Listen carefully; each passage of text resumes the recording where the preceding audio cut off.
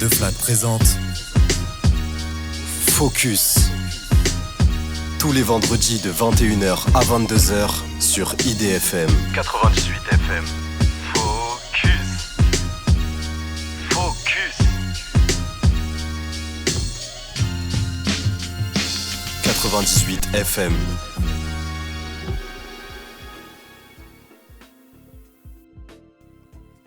Bonsoir à tous et bienvenue sur Focus. Il fait hyper froid, Sidi, on est là pour vous réchauffer. Comment est-ce que tu vas ? Il fait froid de fou. Oh là là, c'est une dinguerie. C'est pour ça qu'on est là, on apporte un peu de chaleur. On va parler musique, encore Exactement. une fois, on aime bien ce thème. Avec un bel invité, comme d'habitude en fait.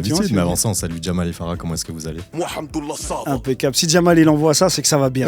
C'est vrai. Farah a fait un signe, t'as vu ? Ouais, j'ai le mic attention, aussi, j'ai le mic aussi, faites attention les gars. Il y a des gens qui demandent, elle est où Farah ? Tu vas être obligé d'être derrière la table après, bientôt. Petite apparition, pour l'instant elle est masquée.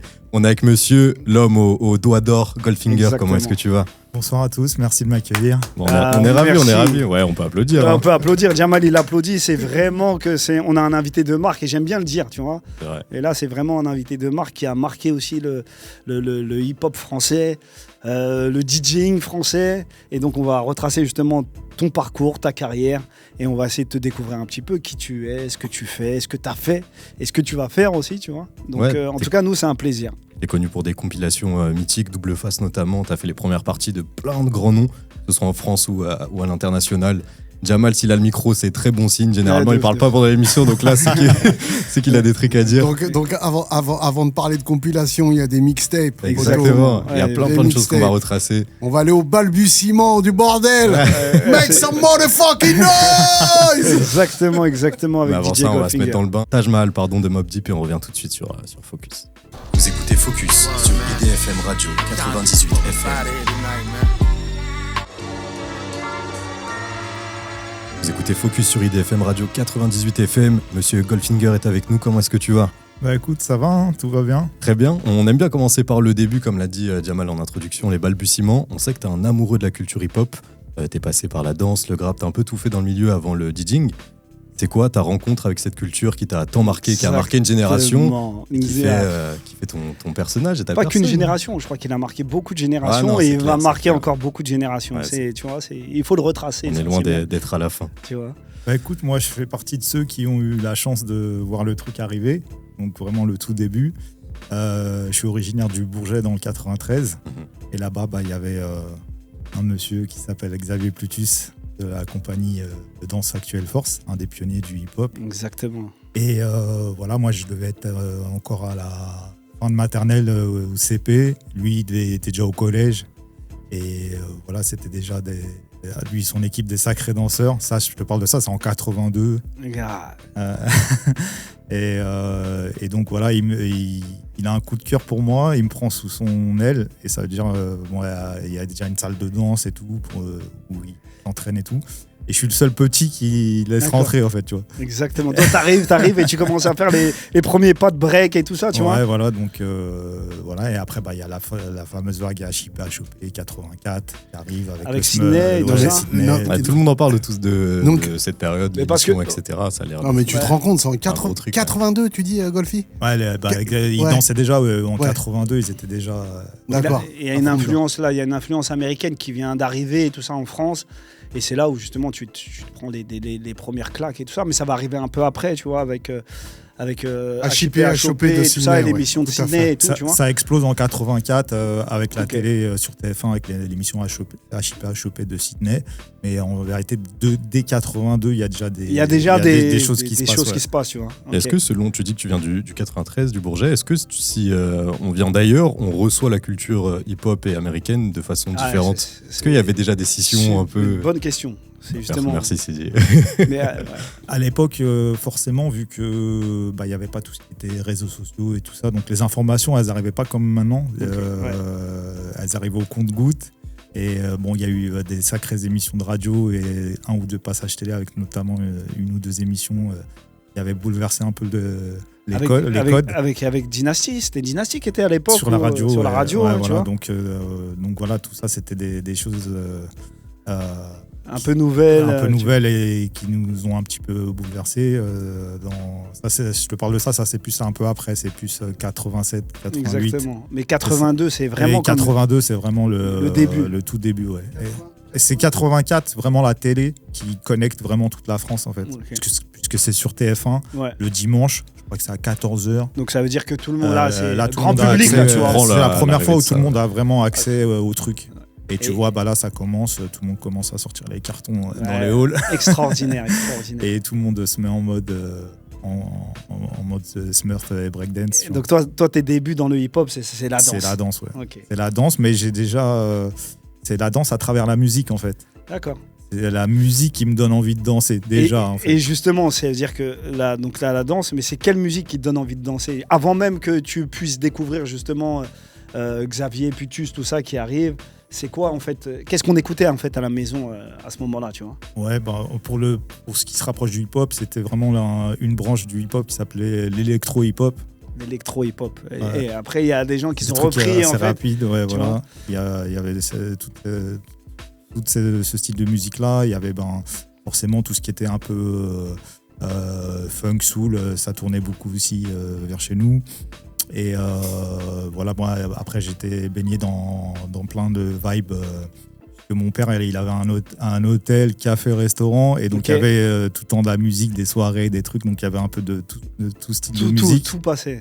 Et personnellement aussi, j'ai été beaucoup marqué par mon premier concert en 82. Il y a Bob Marley qui vient dans ma ville, au Bourget, et j'ai la chance. J'ai la chance d'aller au concert, et en plus le truc qui dure pendant 2-3 jours, c'est une fête, il y a des répètes, des shows de fou et tout, et dans mes influences, j'ai beaucoup été marqué par la musique reggae, on appelait dans le début du hip-hop le ragamuffin. Le ragamuffin, exactement. Avec des mecs comme GM et même Solar au début. Même Solar, et après même il y a même un mec un peu plus récent, c'est Kerry James aussi qui commençait aussi au début, tu vois, avec Ideal-J, tout ça, qui commençait à faire du ragamuffin. C'était un style de rap qui s'appelait le turnstyle, tu vois, avec beaucoup de roulements, beaucoup de trucs un peu chantonnés. Qui venait du ragamuffin, et c'était des influences un peu comme ça, et c'était un peu plus c'était un peu moins sec, c'était un peu plus chantonné, voilà, il y avait avec des espèces de roulements, et Kerry arrive aussi, et les gens ils disent il était un peu un ovni par rapport à ça, parce qu'il venait de ce style là, et moi c'est ce style là de rap qui me faisait kiffer un peu plus dans les débuts du rap français. En tout cas, c'est lourd. Vous avez dansé tous les deux un peu au début? Moi, ouais, franchement, ouais. Ah ouais, t'avais un petit groupe break, j'ai essayé de tourner un peu sur la tête et tout ça. Mais vraiment.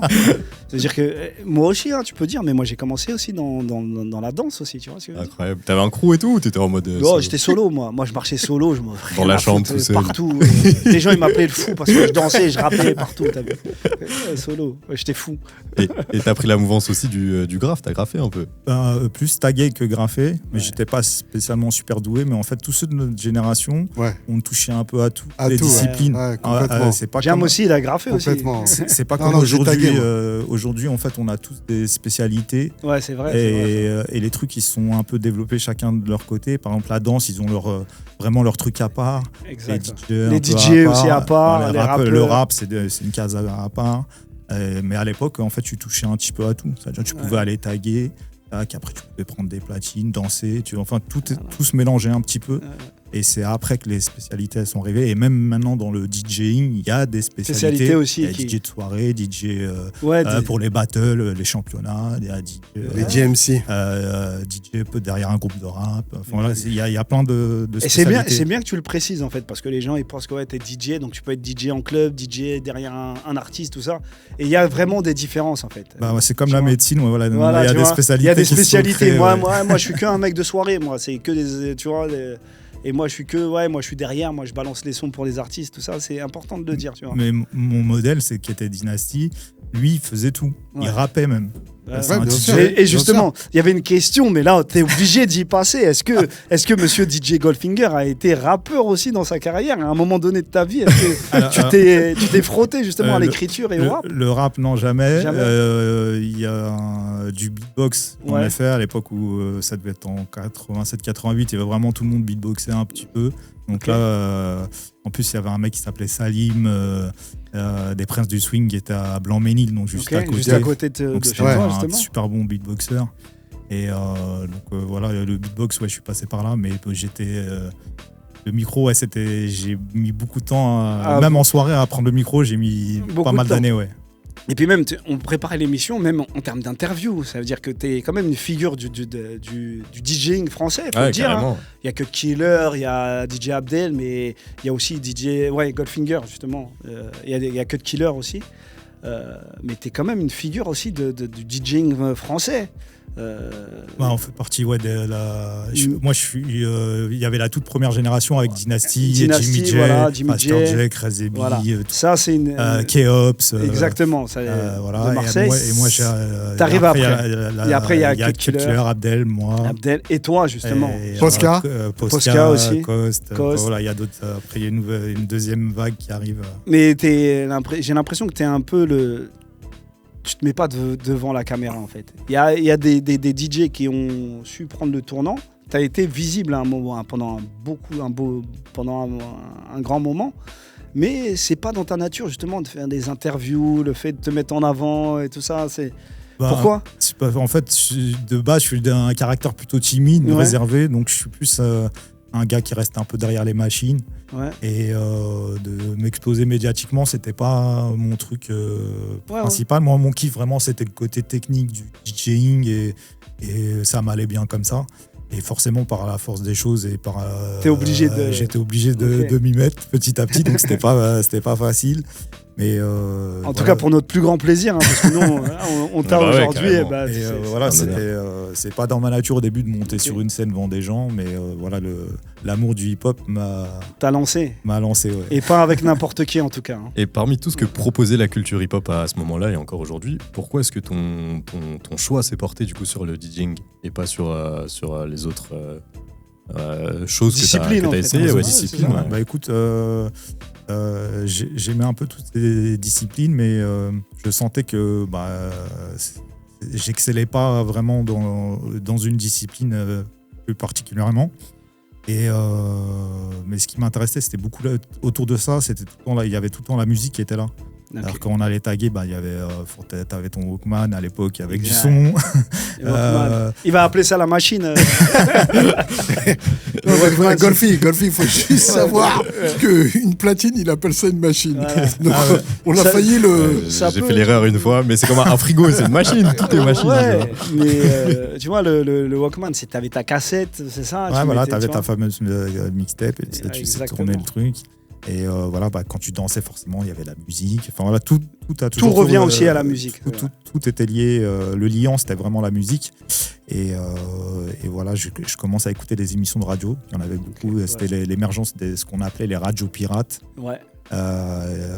Radio 7. Ouais, Radio 7, Nova. Nova. Même Skyrock a été une Ouais, radio ouais. pirate. Voltage. Exact. Qui passait des émissions de punk à l'époque et tout. Enfin, là, il y avait plein d'émissions. Et tu te donnais le mot, faire attention le dimanche à telle heure, il y a telle émission. émission. Donc t'enregistrais. Putain, On enregistrait ça dans les cassettes. Et puis après, là, au On collège. fait faire un revival. Là. Ouais. C'est un revival. Non, mais c'est Ouais, c'est important. un truc que vous avez vécu. C'est Ouais, important parce de que ouf. maintenant, t'as tout. T'as Spotify, tout ça, mais t'oublies ce truc-là Ouais, d'aller l'accessibilité, chercher. c'était pas la t'es- même, bien c'est sûr. pas- c'est- Mais en fait, c'est exactement ça, tu vois. La grosse différence entre aujourd'hui et l'époque, c'est l'époque, les infos, tu les as pas. Tu les Ouais. as, Fallait les chercher. Faut aller tu les les as chercher. au compte-goutte. C'est-à-dire que je te vois, t'as une casquette, je dis ah ouais, ta casquette elle est bien, ouais, j'étais à New York. Ah Ok, ouais, t'étais à ouais. New York, ok, là, donc Tu l'as ah ouais, eu où, machin, tout ok. ça, ouais. Tac, après, en fait, on se reconnaissait déjà entre nous dans la rue parce qu'on avait les codes. À l'époque, maintenant, tu veux un vêtement, tu vas sur Google, Ouais. tu commandes Tu l'as et tout de tu suite, l'as hein. tout de Tu peux suite. même avec Google, je sais pas quoi, là, le prendre en photo et t'as la rêve directement. Ouais, T'as même pas besoin d'aborder la Avant, personne. c'était pas ça, je pense. Et avant, c'était pas ça. Il y avait, Ok. il y avait des codes. Et nous, on n'était pas beaucoup, mais on se reconnaissait entre nous. C'est-à-dire que tu pouvais aller à 50 km de chez toi et selon tu voyais une personne Le qui style était vestimentaire, tu savais que tu pouvais le démarrer et que vous aviez les mêmes codes en fait, Tu tu vois. vois. Et Ah, c'est t'avais la ouf. boucle de ceinture, voilà, Ouais, ok. tel basket. Ouais. Et on se reconnaissait entre nous et on se donnait les messages entre nous. Ouais, il y a une soirée Ouais. qui est là, ok, ah ouais, là c'est ok, Ok. tac, tac. Ah, c'était vraiment ça, en fait. C'était de la C'était débrouillardise. de la tu vois. débrouille comme ça. Et puis, Donc les émissions, je commence à écouter et je suis vraiment la musique elle prend vraiment Le dessus. sur les autres disciplines. Et là où j'ai décidé d'être DJ, c'est à force d'écouter Dynasty, ses émissions, ses mix. En fait, il avait une façon de mixer tellement particulière. Et en fait, il passait d'un son à un autre. Et ces mix, la transition, elles étaient tellement bien travaillées parce qu'en fait, il a une culture de musicien. Il joue de la guitare, du piano et tout. Donc des fois, par exemple, la guitare, elle était accordée, elle avait tous les morceaux, ils ont une note, si bémol par exemple, etc. Tac, et c'était accordé avec le morceau d'après. Il arrivait à la faire base justement... du morceau d'après rendait la réponse à la guitare d'avant. Ah, c'était un chimiste. Ouais, voilà, il y a des trucs que plus personne n'est capable de faire aujourd'hui. Il faisait des trucs comme ça de fou. Et voilà, c'est ça qui t'a donné qui m'a parlé. Et vraiment, la première fois où je vois vraiment des images de ça, de la technique, parce que j'entendais, mais j'avais pas l'image. Ou très brièvement par rapport à des clips ou des petites choses qui passaient, mais c'était très succinct. Et je récupère le championnat GMC mondial de 1988, où il y a un DJ américain qui s'appelle Cash Money. Et qui arrive et qui révolutionne le truc, qui devient champion du monde. Il est champion du monde cette année-là. Et le show qu'il fait en 88, j'invite tout le monde à aller le voir, la DJ Cash Money 1988. Même moi, je vais aller le regarder. Tu le fais aujourd'hui n'importe où, dans n'importe quelle salle, avec un public de 7 à 77 ans. Tout le monde jump. Voilà, c'est un show extraordinaire. Incroyable, ce show. Et c'est un show qui parle à tout le monde, en fait. D'accord. C'est pas un show pour des puristes, c'est un show où quelqu'un qui ne connaît pas le DJing, il va l'apprécier, ce show. Et il y a du visuel, il y a de la musicalité, il y a du scratch, mais il y a de la technique aussi. On a ce que j'appelle du funky scratch, c'est-à-dire que c'est quelqu'un qui ne connaît pas même l'art du scratch, il va apprécier parce que c'est tellement musical et tellement bien fait que ça devient un instrument. Voilà. Et quand je vois ça, je dis non, c'est ça que je veux faire. Et je dis à mes potes, il faut des platines et ça y est, c'est bon. Mais c'est ça, j'ai l'impression que c'est la discipline dans le lot la moins accessible, la plus difficilement accessible, parce que pour rapper, il faut une feuille, un stylo, pour danser, il faut pas des plumes à suède, mais pour être DJ, il faut des du platines. Il faut des platines, il faut une table de mixage. Il faut de l'argent. Il faut de l'argent, justement, c'est ça. Et beaucoup de disques. C'est vrai, et des disques aussi. Et les rappeurs de l'époque, ils le disent dans les interviews, il fait même des Booba et tout, j'ai déjà vu des interviews, ils disent à l'époque, pour trouver un mec qui avait une boîte à rythme ou un mec qui avait le Hakai ou qui avait des platines, et il y en avait un dans par ville. Tout de suite, le nom il circule, tu vois. Je dis, il y a un DJ à Blanc-Ménil. Et les 3-4 villes, tout le monde cherche à se connecter avec le DJ qui a des platines, fou. qui a son petit garage. Où tu et peux qui aller, arrive justement à construire et produire, tu vois. Voilà, donc à l'époque, et puis c'est une passion qui est coûteuse, parce que le matériel, à l'époque, ça vaut super cher. Ce que Jam disait aussi, qui le dit tout le temps, c'est-à-dire que comment vous faisiez justement, on connaît un peu le visage caché de certains, tu vois. C'est-à-dire toi, Golfi, comment tu faisais justement pour... Qu'est-ce que t'achètes? Alors dis-moi, ta première platine, c'est quoi? Tu t'en souviens ou pas? C'était une passion coûteuse parce que ça coûtait cher, tout ça. Il fallait avoir accès à ces trucs-là. Ouais, au début, en fait, je me renseigne sur le matériel parce que même ça, c'est des infos super cher, qui arrive, c'est pas tout le monde. Voilà, il faut savoir que c'est technique, c'est telle table de mixage, telle référence. Voilà, toutes ces infos-là, tu les as pas spécialement au début. Donc je prends un petit temps d'information et puis et dès que tu peux, je me fais des petits boulots du mercredi, du samedi et dès que tu pour peux, mettre un petit billet de côté. Et puis dès que j'ai pu acheter, j'ai acheté mes platines. Et j'ai mis quand même une petite année, le temps d'économiser et d'avoir l'enveloppe qu'il fallait pour acheter les platines. Tu voulais le Graal direct? Ouais, voilà, il y avait un pote à moi qui m'avait prêté, son père il travaillait dans un magasin, et il avait trop de matériel et tout, il m'avait prêté 2 platines. Et j'avais testé d'autres platines, je crois qu'ils s'appellent des BST à l'époque. Ouais. Et je sentais que pour de la technique et tout, c'était pas ça. Ouais, il fallait du Technics. Voilà. Et donc moi j'ai dit je vais attendre le temps qu'il faut, mais vraiment il faut que j'ai vraiment le vrai matos. Bon matos. Et donc ça m'a pris une petite année le temps d'avoir tout ce qu'il fallait. Et c'est vrai que à l'époque, tu avais ça, les DJ et tout ça. Déjà, tu te dis, mais putain, comment tu arrives à déjà manier tous les boutons, le fait de tac.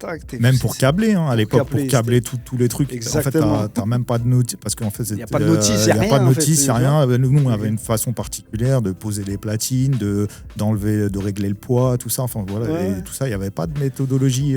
C'est-à-dire qu'on se donnait Autodidacte. les infos entre DJ. Ouais, Le poids, tu le mets comme ça, en fait, parce que la cellule, sinon ça, tac, ok, il faut mettre une petite pièce sur la cellule. Tac. Et je me suis toujours posé la question en plus. Mais après, je suis arrivé un petit peu après. Mais la pièce, en fait, sur la cellule, je me disais, c'est quoi ça? C'est quoi c'est Pour pas que ça saute. D'accord. Okay. Voilà, il y avait une série de cellules au début où c'était ça. Il y avait des petites astuces de DJ, genre même un petit scotch au niveau du trou du vinyle pour pas que le vinyle il bouge trop. Voilà, il y avait toutes plein de petites astuces qu'on se filait entre nous. Il y a plein de petits tips. Et voilà, donc après, c'est parti. C'était parti, ouais. Et du coup, tu as ton matériel, tu apprends à le maîtriser, à créer ta patte aussi, j'imagine. Comment est-ce qu'on commence à se faire un nom, à avoir des connexions pour vraiment se lancer dans le milieu et commencer à peut-être en vivre? Pour moi, les choses, elles sont arrivées super rapidement. En fait, j'ai été DJ dans ma ville, on faisait des soirées dans la ville et tout. Et c'est passé un truc, on était un petit collectif de 2-3 DJ. On commence à faire parler de nous. Et ce qui se passe, il y a à l'époque, j'avais pas de nom de DJ déjà. C'était un virage. Je m'appelais par mon prénom, tu vois. Okay. Et il y a un proche de Ministère Hammer qui vient habiter au Bourget. Et dans une de nos soirées, il y a Stomy et Doc Gynéco qui viennent. Ok. Et voilà. Et à la fin de la soirée, ils viennent me parler. Ils disent ouais, Mortel, qu'est-ce que tu fais et tout. On aimerait bien rester en contact avec toi. Et il y a Doc Gynéco c'est le prochain artiste qui va sortir chez nous et tout. Et pourquoi pas être DJ pour lui et tout. Ça c'est en 94 à peu près. Ouais, c'est bien de situer justement. Il est pas né. Ça c'est en 94. J'étais né depuis. Menteur. Et donc du coup on commence à faire beaucoup de choses ensemble et c'est eux qui m'ont trouvé le nom Goldfinger. Incroyable, ça vient d'eux donc. Et en fait ça vient d'eux et ils m'ont dit ouais, on a le meilleur nom possible pour un DJ mais on te le donne pas. Pourquoi tu ne le donnes pas et tout. On attend que tu le mérites. Et un jour après une super grosse soirée, dans le débrief de la soirée, il fait soirée de ouf encore et tout, Mortel, et il fait le meilleur nom de DJ, on va te le donner, c'est Goldfinger. Ça veut dire le DJ au doigt d'or. Faisant bon usage, on te souhaite une belle carrière. On ne sait pas si on va continuer à travailler ensemble ou pas, mais au moins t'auras donné le nom. On t'a donné ça. Incroyable, c'est fort. J'avais posé la question en plus derrière ce nom, tu vois, on devait y passer. DJ au doigt d'or. Donc c'est grâce à Stomy et à Gynéco. Ouais, voilà, c'est eux qui me donnent le nom. Mais j'avais commencé à m'exposer aussi un peu parce que j'étais étudiant à la fac de Paris 8. Ouais. Et là-bas, chaque année, c'est une fac où il y avait un professeur qui s'appelait Monsieur Lapassade qui était très, très, très porté sur le hip-hop. Voilà, et c'est lui, il ramenait des modes tout, faire les murs de la fac. Il faisait plein d'ateliers d'écriture et tout. Et en 91, il y a un son de système qui vient à la fac. Et Raga Sonic qui sont là. Raga Sonic. Voilà, déjà je prends. Moi j'avais une culture un peu reggae et tout ça, un peu ragamuffin, comme tu disais. C'était le son de ce qu'on fait à la fac de Paris 8 là. D'ailleurs j'en avais parlé à Maury il n'y a pas longtemps.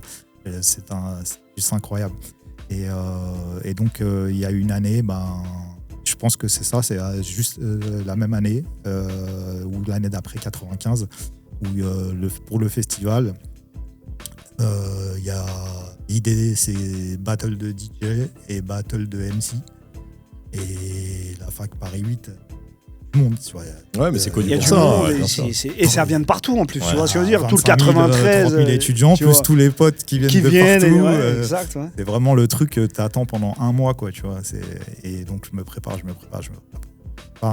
Et donc, le show démarre et je sors gagnant des DJ. Incroyable.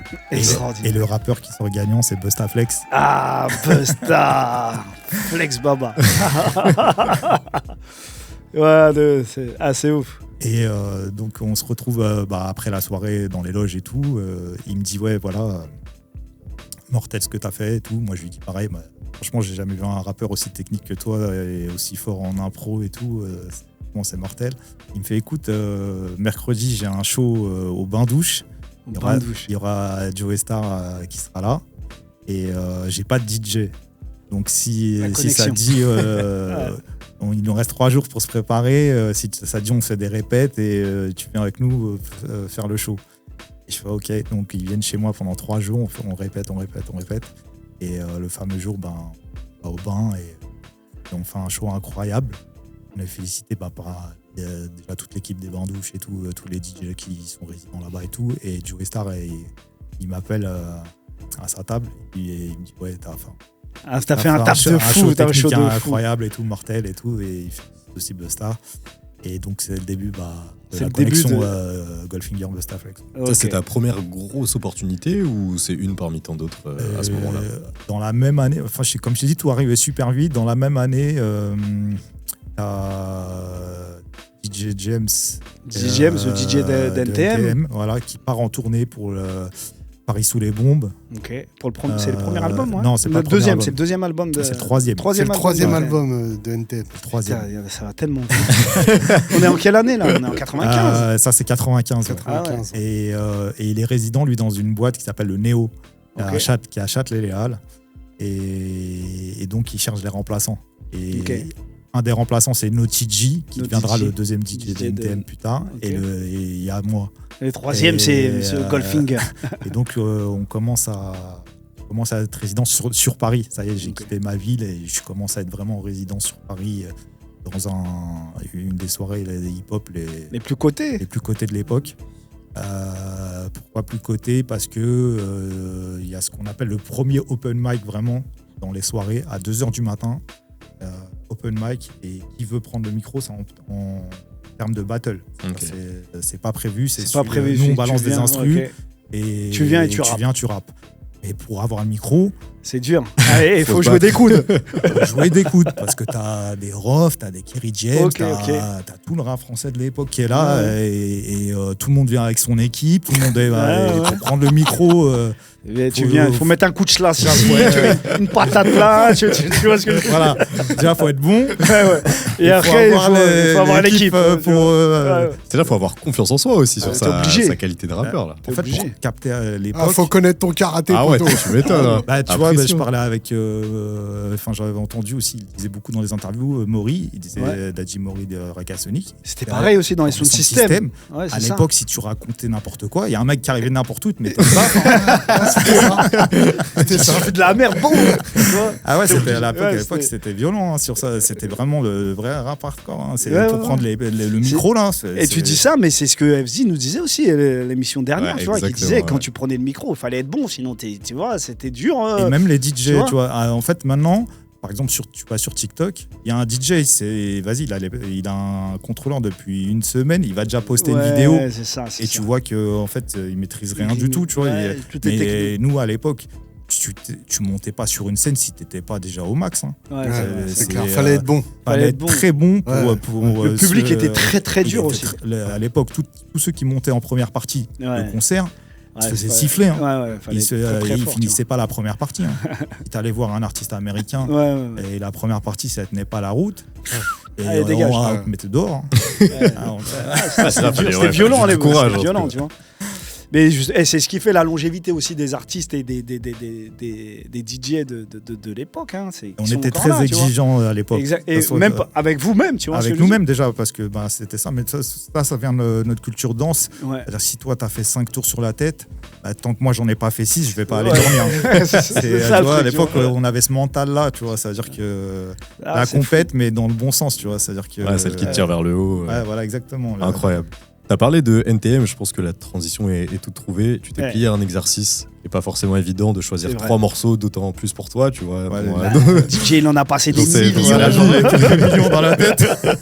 En tout cas, t'as fait une sélection. On spoil du coup, mais la première, c'est NTM, Le Monde de Demain. On va s'écouter un extrait, tu vas nous dire, même si je pense qu'on a compris pourquoi est-ce que t'as fait ce choix-là.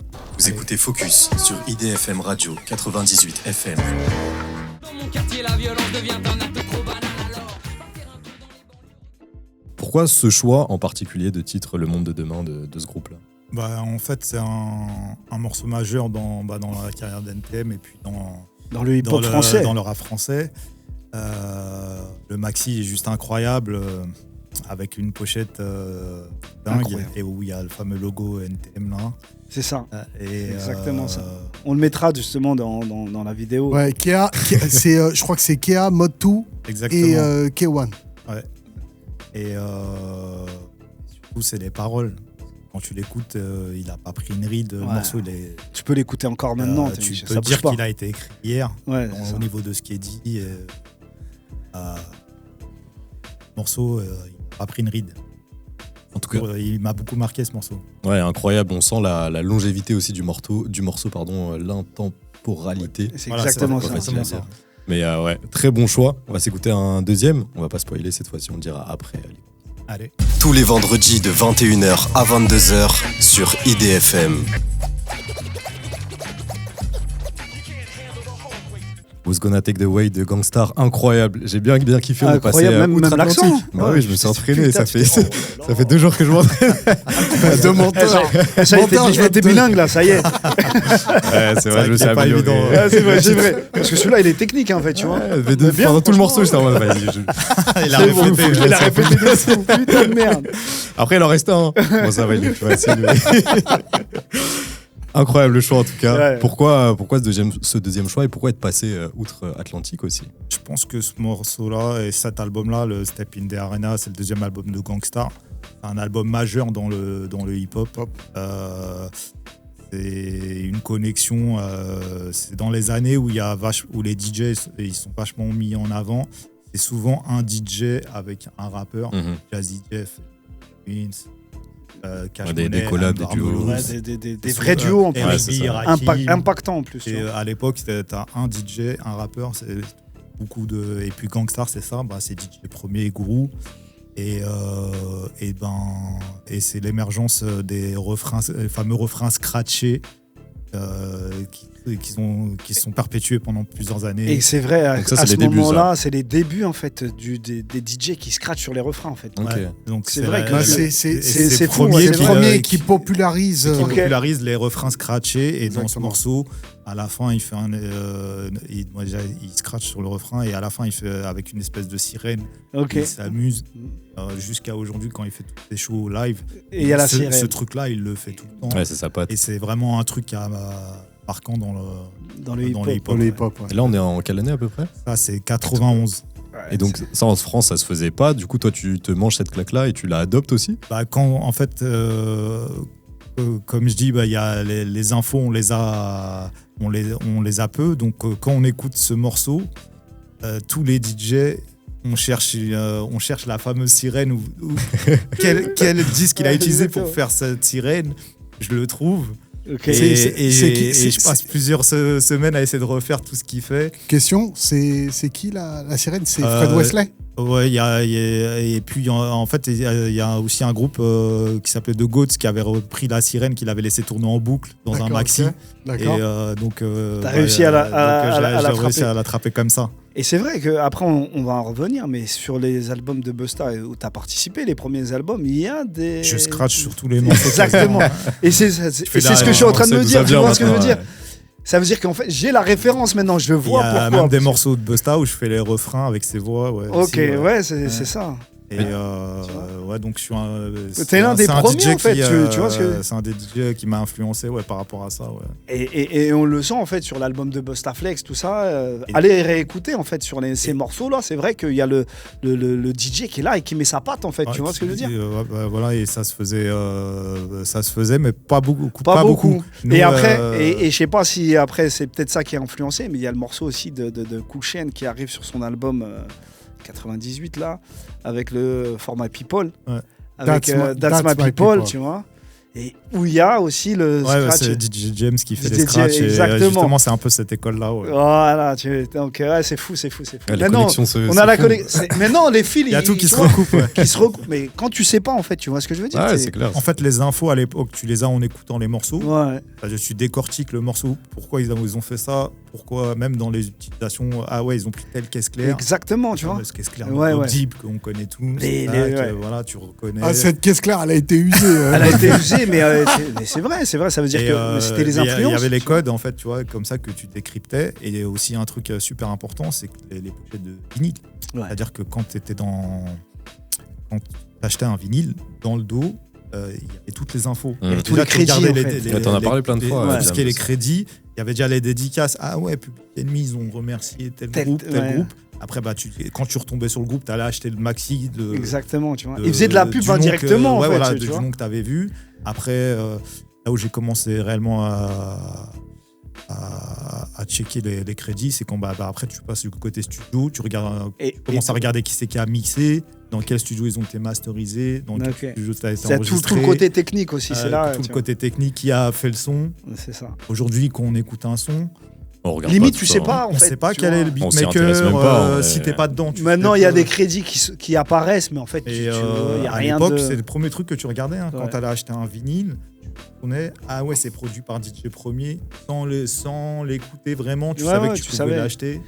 Mais aujourd'hui, les gens de l'ombre, que ce soit beatmaker, DJ, etc., si ils sont en lumière, c'est parce qu'ils vont jouer de leur image sur les réseaux, faire des lives, faire des vidéos et tout. Aussi. Les consommateurs vont beaucoup moins chercher qui a produit les sons. Ouais, mais c'est surtout, Mélic, que le produit, il a été dématérialisé. Ouais, bien sûr. Aujourd'hui, bon, les crédits, tu les vois sur Spotify ou Apple Music ou autre. Mais avant, fallait que tu prennes ton scud. Tu les vois, mais à moitié, tu vois. Fallait que tu prennes ton scud et que tu retournes ton scud et que tu vois le crédit. Et t'avais la pochette, en fait, qui était là. Et t'avais la pochette. Et sur chaque morceau, en fait, t'avais aussi la petite histoire, un petit truc qui faisait que t'avais le DJ, et puis t'avais la dédicace après. Tu cherchais ton nom, des fois. Ça, c'est Sulibi Wax des Little qui me l'avait appris. Tu vois, j'étais à la boutique Ticaret à Stalingrad. Et j'ai acheté les vinyles et tout. Et c'est lui qui me disait, tu vois là, regarde, c'est le mixé. Quand tu vois ce nom-là, ça veut dire que tu peux acheter le disque directement. Tu vois, il m'avait dit, ça, parce que lui, il était déjà en avance. C'est un gage de. Il était déjà en avance sur la production, il était déjà en train de faire des beats et tout. Donc, Sulibi Wax des Little. Voilà, il m'avait donné les codes, tu vois, pour décortiquer les crédits studio et tout ça, quoi. Et toi, tu y arrives aussi. Ça veut dire que tu passes du DJing, mais on va revenir. Mais après, tu deviens aussi producteur. Ça, c'est la phase pour la prochaine phase, mais tu vois, c'était important. Tu parlais aussi de la relation et du lien qu'il pouvait y avoir entre DJ et rappeur, et j'ai l'impression que c'est moins ça aujourd'hui. Ça existe moins, des duos comme ça. Mais tu les vois moins, en fait. Ça se met moins en avant, tu vois. Quand tu parlais de Goldfinger, tu savais qu'il y avait Bustaflex derrière, tu savais que tu avais Cost aussi. Ça dépend, en fait, de certaines périodes. Et c'était moi, DJ... j'explique le truc, on en parlait. Il explique bien. Il y a eu, à l'époque, quand il y avait un groupe, t'emmenais tout le monde avec toi. C'est-à-dire qu'il y avait les danseurs, les DJ. Il y avait les DJ, il y avait les gens qui faisaient des t-shirts, il y avait tout le monde. Vraiment, tu signais tout l'ensemble, en fait. Et là, en fait, c'est l'arrivée en maison de disque qui a changé ça. Les maisons de disque, t'arrivais, vous étiez 10. Ouais, mais en fait. C'est trop. Il n'y a pas besoin d'être les danseurs, pas dans le disque en soi. Ils sont avec tout. Bien, on les met pas dans le contrat. On enlève. Eux, on va leur donner des cachets des cachets de clips. À chaque apparition. C'est comme ça. Pas besoin d'être dans le contrat. D'accord. Et après, le DJ. Le DJ, il fait les scratchs, mais en vérité, c'est pas. Il fait pas la musique. Il fait pas la compo. Vas-y, on va de contrat, on va faire un contrat juste pour les sessions scratch. Il réduisait les effectifs au donc max. Petit à petit, ça réduisait. Et après, sur les lives, pour ce que tu disais, ça s'est passé comme ça. C'est-à-dire que nous, à l'époque, avant de monter sur scène, on répétait, mais t'as connu nos répètes. Et c'est là où j'ai fait ta rencontre aussi, tu vois. Pour un concert, Kouchen, il nous faisait répéter 30 jours. 30 jours de midi à minuit. Même la veille, je fais, vas-y, on est KO, c'est demain le Zénith. Vas-y, laisse-nous off, comme ça on arrive, on est frais. Et c'est fou, et c'est là où moi j'ai fait la rencontre. Ils nous laissaient rien du tout. Imagine la régularité qu'il fallait avoir. Et j'ai participé, moi j'ai eu la chance de participer au répète justement du 98, NTM Zénith et tout ça avec Bustaflex. Ça veut dire l'ascension de Bustaflex. Et le concert au Zénith, C'est fou. Bah, tu vois, Je crois que Cool Chain, il te dédicace un morceau. Ah oui. Ah oui, j'étais obligé. Tu sais, moi, j'étais le petit qui arrivait et qui disait t'as vu, Ouais, je te vois Je suis bien là, forceur de fou. pas forceur, mais tu vois. Et c'est là où je découvre en fait Goldfinger, moi je le connais que de nom. Tu vois, tac. Ça veut dire que je sors de répète, ils sortent de répète, tout ça, et je vois Bustaflex arriver et Goldfinger qui est là. Et tac, il dit, et Busta qui me dit, ouais, tac, Goldfinger. Je dis, Goldfinger, le DJ. Exactement comme ça. Et Tu vois il y a deux choses qui ont changé par rapport à ça, par rapport au live. C'est, je sais pas. Après là, je parle surtout des lives de discothèque entre guillemets, Ok. là où on Ouais. fait les fameux showcases. C'est que maintenant, en fait, ce qui se passe, c'est que déjà, il n'y a pas de show. Il n'y a pas de show en soi. DJ, quand je dis show, c'est relation DJ. Il n'y a pas d'interaction. DJ rappeur, il n'y a pas Il n'y a d'interaction. pas d'interaction entre le DJ et le rappeur. Donc en fait, les rappeurs petit à petit, ils ont plus. J'ai vu qu'ils se sont moins en séparés moins, de DJ parce que le DJ en faisait de moins en moins en fait. Bien Ouais. sûr. Et donc le rappeur il arrive, donne il les pose sa morceaux clé, au DJ l'ingé, résident, ouais, tu voilà. mets 1, 2, 3, 4, 5, 6, 7, 8, on Et n'en puis parle ça y plus. est, tu vois. Alors que nous à l'époque, si moi j'étais pas là, Les transitions, elles se font pas. Le concert, Perso- il se fait pas. le concert il pouvait pas se faire. C'est parce que en fait c'était tellement technique Ouais. qu'il y a personne qui pouvait faire le show à ma Les place en fait. transitions, le truc. Et tu donc vois. il y a ça qui a changé. Et il y a aussi à l'époque les rappeurs, ils rappaient vraiment sur l'instru Ouais. où il y avait rien. Il y avait limite ce qu'on appelait la version PBO, où il y avait les bacs, les ambiances et peut-être le refrain. Mais Mais ils pas rappaient tout- vraiment. ouais, il rappait Maintenant tu dessus. vas en showcase, en fait on rappe par-dessus le morceau en fait. Ouais. Bien sûr. Alors, il y a le morceau, il y a les gens en plus qui chantent et tu rappes par-dessus ça. Par-dessus. Donc tu as des filets de sécurité qu'à l'époque il n'y avait pas. Si tu rappais pas vraiment à l'époque, il y avait pas de son. hein. Ouais. Donc, Mais il n'y avait pas de concert. hein. Il n'y avait pas de concert. Et même si le DJ il loupe un truc, tu vois, il disait vas-y, c'est ça. remets, tu vois. Et C'était ça il y a qu'il tout faisait. ça qui a changé en fait. Ouais, c'est et vrai, c'est c'est pour ça que maintenant, tu vois, moi, le DJ, il est un peu. Et il y a même, pour parler des soirées, tu as même maintenant ce qu'on appelle les MC qui ambiancent la soirée. Ils sont plus connus même que les DJ. Les Ouais, DJ, les vrais c'est DJ. C'est les MC. Je te prends l'exemple des mecs comme des Triangles, des Bermudes, des Ouais, mecs ouais, comme ça. ouais. Ils C'est eux qui sont bookés maintenant en C'est soirée. eux qui sont C'est bookés vrai, ça, et ouais. les DJ, c'est les résidents, les Ok, trucs ouais. et tout. Et c'est un peu moins, tu vois, parce que il y a beaucoup de DJ qui se sont laissés. C'est pour ça, moi, à chaque fois, je les booste. Je dis, ouais, rajoute un truc, fais un changement d'instru, ok, deuxième couplet, mets Ouais, ça, mais- mets ça. Participe plus au truc, quoi. Te laisse pas. C'est important. Te laisse pas bouffer par le truc c'est et parce qu'ils ont le micro, donc c'est forcément une force, Ouais. une force. Et nous, notre force, c'est le côté technique en C'est fait le qui côté va le donner. c'est ça. Donc si tu fais pas si tu travailles pas ta technique, tu vas pas exister quoi. Ah, c'est malheureux que ce soit perdu avec le temps. Je pense que du coup, les concerts après- ont un charme. à mon Ouais, avis, après, aussi. ça a changé. Après, moi, je parle de moi parce que j'ai vécu aussi les deux époques, tu vois. Et je pense que je suis pas le seul dans ce cas-là, tu vois. Mais les DJ, ils avaient une vraie place. Tu me parles de DJ James, c'est nos DJ, Goldfinger. Keops pour Keops IAM, pour IAM, Jimmy J pour Jimmy Solar, J, c'était des DJ artistes. S dans le début d'NTM Exactement. avec.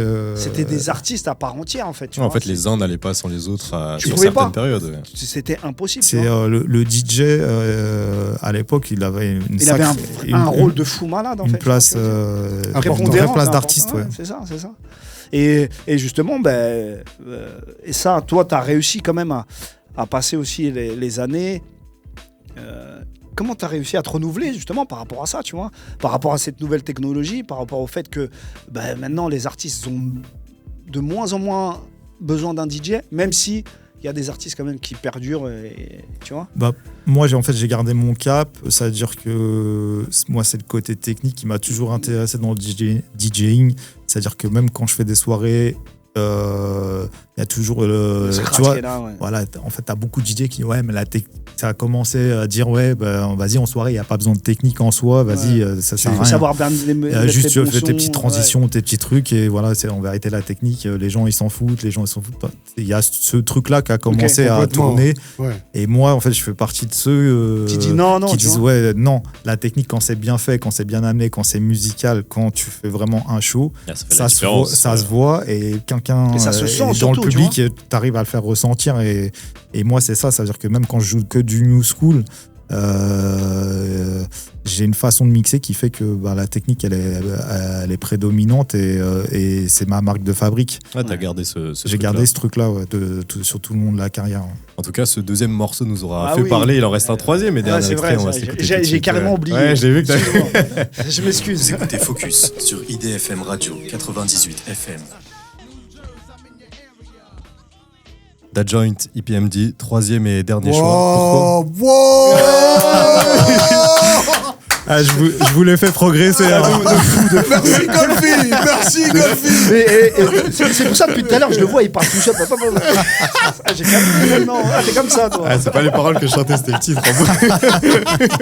Merci Goldfinger, en tout cas tu l'as fait progresser en anglais, tu vois. Voilà. En plus, je crois que quelqu'un a déjà passé ce morceau, donc j'ai eu l'occasion de... Ça y est, maintenant de tu dire l'as une première répété. fois. Ouais, je l'ai même enregistré sur mon téléphone. Pourquoi ce troisième et dernier choix? PMD, c'est un groupe majeur pour moi. Voilà, c'est un groupe que j'ai beaucoup écouté et ce morceau, il est particulier parce que c'est aussi une bonne connexion avec DJ Scratch et notamment qui fait des scratchs à la fin du morceau là où j'ai passé quelques heures à essayer de les refaire. Et c'était une façon technique de poser aussi sur des tracks parce qu'en fait tu scratches différemment quand c'est un show DJ, quand c'est du live et quand tu es sur disque. C'est pas la même approche, c'est pas la même façon et c'est pas la même musicalité. Donc voilà, ce morceau il est juste parfait, quoi, que ce soit la prod, comment il pose, il y a tout qui va bien. Et encore, tu l'écoutes encore. Oui, encore Voilà, il a pas pris une ride. Voilà. En fait, quand tu écoutes en termes de mix, mastering, de tout ça, tout est propre. Et tu rechanges rien. Je te redonne les pistes aujourd'hui, je te dis vas-y, refais-moi une version de 2025. Impossible. En fait, je fais juste un master de niveau, mais dans l'équilibre, je touche à rien, quoi. Est-ce que toi, ça te marque tous ces petits détails parce que c'est ton métier, ton milieu et que tu vis de ça depuis des années, ou est-ce que même aux yeux de gens qui ne connaissent pas forcément la musique dans les détails, ça fait la différence inconsciemment et on s'attache à ces morceaux, on les aime parce qu'il y a ces petits détails là? Moi, j'ai toujours perçu la musique par rapport aux détails, en fait. Pour moi, c'est important et c'est ça qui va pour la liaison entre DJ et beatmaker. Après, tu as des oreilles qui s'affûtent et tu perçois plus la musique de la même façon. Ouais, j'imagine. C'est-à-dire que tu arrives à déceler qu'il y a une petite cloche qui, tous les 4 temps, tu arrives à déceler des petits éléments. Et l'art de mixer, quand je dis l'art de mixer, c'est pas dans le sens DJ, mais de mixer un titre en termes de studio, c'est justement que tu as 100 éléments, mais quand tu écoutes, c'est un ensemble qui est cohérent. Et par exemple, dans la batterie, tu es incapable de déceler est-ce qu'il y a 3 snares, 2 kicks, un Shirley ouvert. C'est vraiment technique là. La magie de l'équilibre fait que les sorties séparées, tu les entends pas et ça j'ai appris beaucoup ça avec Madizem qui est un producteur aussi, beatmaker gros notamment de NTM, Bustaflex, Zoxy et plein d'autres et qui était DJ au fameux club de Néo avec moi et c'est moi qui tout le monde se retrouve. C'est moi qui l'ai introduit avec Kesley du 9-3 qui l'a introduit via la Bustaflex quand il cherche des prods et puis il arrive dans le crew comme ça, quoi. Et justement par rapport à ça, peut-être c'est une transition qui, à un moment donné, on vient de chercher toi DJ Goldfinger, la transition que tu fais, tu passes de Néo et c'est les maisons de disques en fait qui viennent te chercher. À un moment donné, comment ton nom arrive au nom de grosses maisons de disques, et je parle là d'Universal. C'est-à-dire, comment elle se fait cette transition-là, tu vois? À l'époque, la carte de visite des DJ, c'est la mixtape, la fameuse mixtape. De face Même avant ça, c'est mixtape Goldfinger. Et en fait, c'est la carte de visite du DJ. Et derrière, en fait, tu mettais ton numéro de téléphone. Pour les infos, pour le booking, pour tout ça. Appelez-moi à tel numéro, tout ça. Et à l'époque, je travaillais dans un magasin de disques à Châtelet, les Halles. Et les gars qui étaient chargés de la promo des majors, ils avaient les vinyles promo et ils venaient les donner gratuitement dans les magasins de disques. Et ils disent voilà, tu donnes ça aux DJ parisiens qui mixent dans les grosses soirées et tout. C'était pour promotionner les morceaux de l'époque. Et moi, je suis pas là ce jour-là. Et le boss du magasin, il dit il y a un DJ qui travaille ici, il s'appelle Goldfinger. tiens, il vient de sortir sa 2e mixtape, Ok. je te la donne, écoute, franchement, tu vas être surpris. Et donc, il récupère la mixtape. Le lendemain, il m'appelle. Il me dit, je reçois le coup de fil, je décroche. Il dit, ouais, allô, c'est Olivier Lefebvre de Motown Universal. J'ai récupéré ta mixtape et voilà, je voulais te parler et tout. Moi, je rigole. Et je pense que c'est un pote à moi qui... Qui te fait... Ça, c'est sûr, ça, à Qui est en train l'époque. de me mettre À l'époque, c'est des vrais gamins, ils sont capables de le faire. Ouais, t'as vu. Je vois ta talent, viens. C'est dit, il a vécu. Oh, attention. Il y a des grands qui m'ont appelé aussi, gars. Ouais, j'imagine, il y a des Il y a trucs. Jamal. Non, mais c'est fou. À l'époque, c'est c'est ça. Motown, Donc, tu c'est vas ma dire- 2e mixtape seulement. Ouais. Donc, Motown donc qui Tu t'appelle. répètes, tu dis, mais attends. Ouais, je te c'était bien coupe. drôle. Ouais, Je te coupe, mais je suis terre à terre. Le magasin dont tu parles, c'est LTD. Non, c'était un autre magasin qui était pas loin, qui s'appelait Soul to Soul et après il s'appelait Vibe Records. D'accord. Mais c'était un des 3 magasins. Il y avait Sound Records, il y avait LTD et il y avait ce magasin-là. Il y avait les D'accord, 3 ok. magasins majeurs de Châtelet. Ok. Il y en a eu un 4e qui s'appelait Samad Music, Records. où Samad notamment Music, DJ ouais. Snake qui travaillait dedans. Exactement. tu vois. Et il y avait eu 4 magasins dans Châtelet à un moment. Incroyable. Et il y a Tout eu le le monde Ticaret. tournait. Non, il y en a Ouais. eu 5 parce qu'il y a eu Il y a Ticaret eu version Ticaret, Châtelet-Léal. ouais, exactement. Il y a eu Ticaret version Châtelet-Léal où il y avait notamment Cost qui travaillait là-bas. C'est d'ailleurs là que je le rencontre. Et il y avait aussi DJ Chichi. Spank. Ouais, Spank. Spank qui travaillait là-bas à Ticaret. Spank aussi, qui a été un DJ aussi de Joe Star. Et beatmaker aussi. Ouais, hein, c'est ça, de qui a fait BOSS. notamment la prod de Maben, c'est lui. Ouais, hein. ouais, c'est exact, c'est ça. Et Donc là, ça veut dire que avec un coup de fil, tu arrives à être. voilà, j'ai le gars d'Universal. Il me dit voilà. Donc une fois que j'ai capté que c'était vraiment lui, il me dit non, je suis passé au magasin où tu travailles, voilà, c'est Marc, ton boss Ok. et tout, qui m'a donné ta mixtape et tout. Voilà, je fais un truc qui s'appelle Motown, New Flavor. Le DJ américain qui a fait le premier volume aux USA, c'est Clark Kent. Donc voilà, il a révolutionné le truc et tout. Il fait donc on a installé ça en Europe via QTB.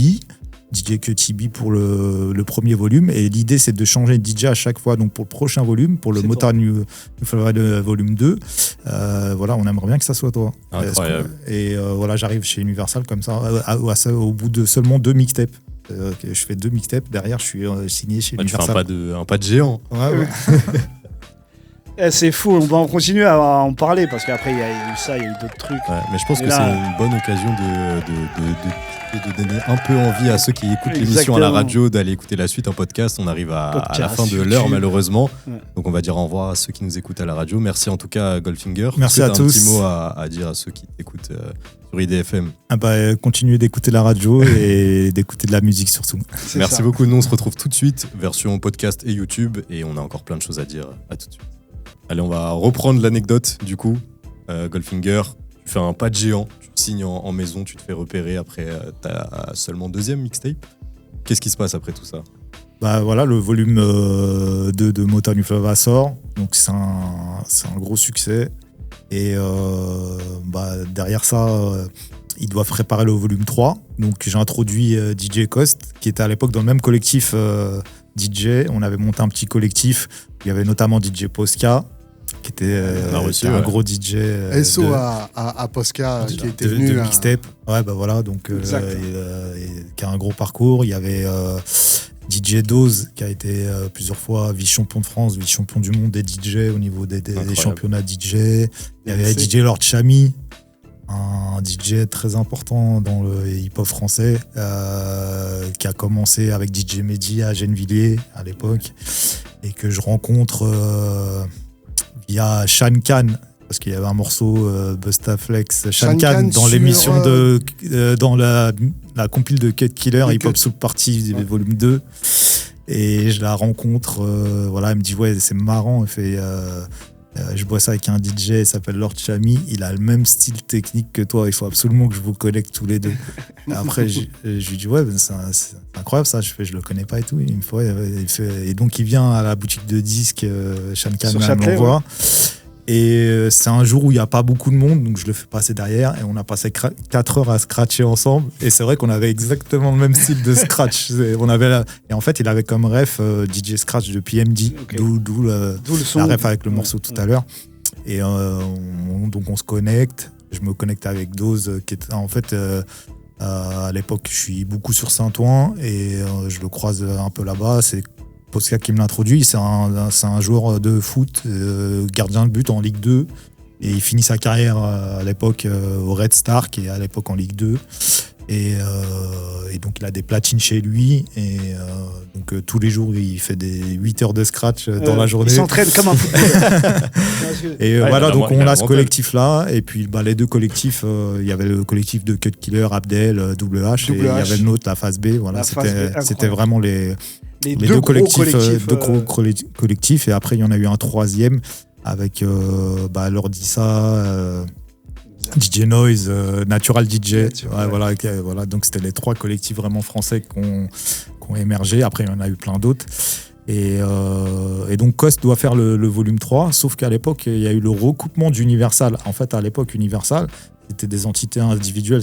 Def Jam, c'était à part. Barclay, c'était à part. Motown, c'était à part. Et c'est des grosses maisons de disques aussi.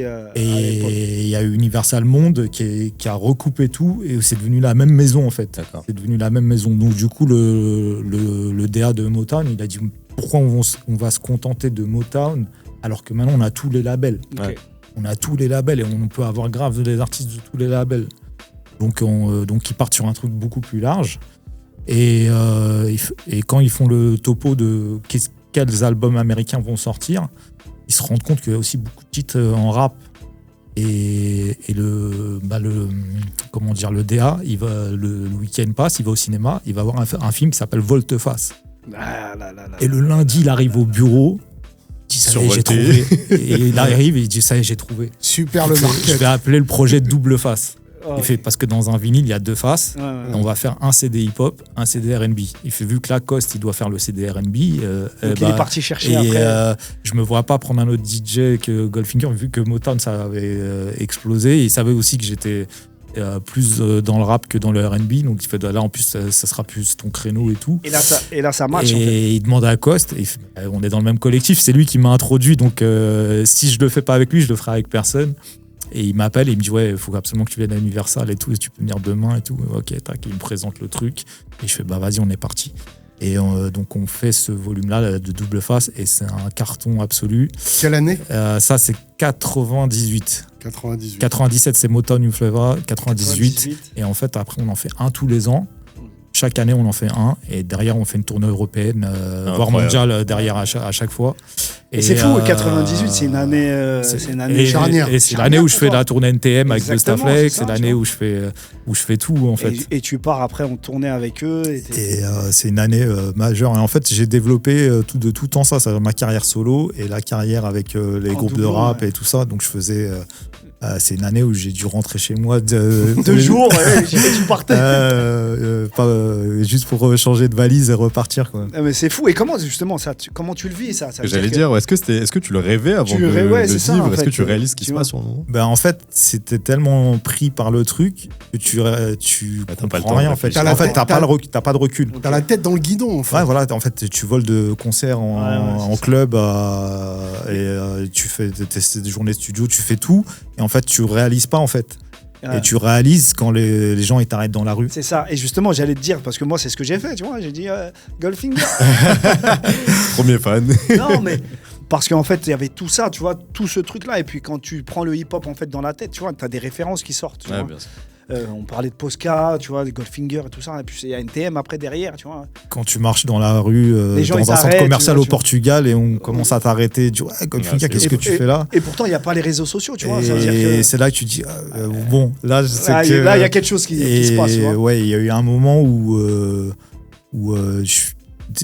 si je sortais de chez moi, je savais que j'allais me faire arrêter 40 fois dans ma sortie par des gens, quoi. Donc, c'est fou. C'est là où tu t'en rends compte, tu dis ah ouais, ben là. Ouais, la folie. Et justement, on n'en parle pas souvent. Excuse-moi. Moi, j'ai une question.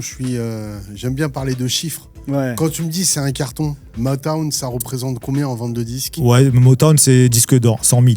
100 000, ouais. Physique, hein. Ouais. Physique, hein. Ouais. Et après, ça a fait que monter. Sur chaque volume, 150, etc. En gros, en cumulé, il y a plus d'1 million, avec un record sur le double face, 350 000 ventes en physique. Extraordinaire. Après, dedans, on a 2 gros singles. On a le Matt Houston R&B Dru, Ouais. qui est un des gros classiques du R&B français.